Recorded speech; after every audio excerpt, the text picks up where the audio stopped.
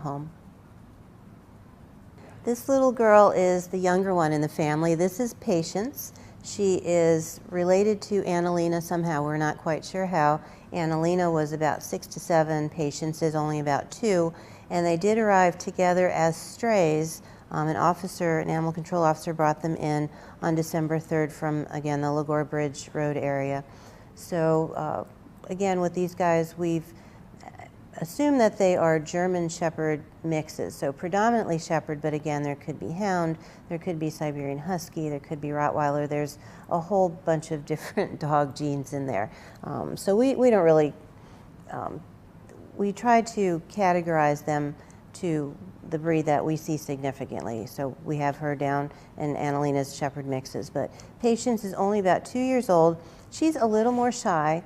When they came into the shelter, we did have them housed together, and now they have independent housing, but they're side by side. And the reason for that is they are big dogs, and sometimes when you've got large animals and you put them in a smaller space, they start picking on each other, or they don't get along as well as they once did. So that's the main reason. There's nothing wrong with either girl. They're social, they like each other, they still see each other.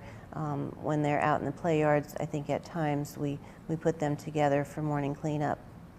So we're not trying to punish them by any means, but we know that 24/7 in the same smaller size cage was taking a toll on both dogs. We have brought Patience up to speed on everything that she needs as far as vaccines. Prior to leaving here, she will be spayed. The adoption fee for adult dogs is $92.50, and that covers getting them spayed, neutered, microchipped, and we register that microchip. So that's important to know. If you get a microchip done somewhere else, either at your vet or at a clinic, one thing you want to make sure is that that the microchip gets registered, and that is something that we do at Frederick County Animal Control, whether it's a return to owner or an adoption.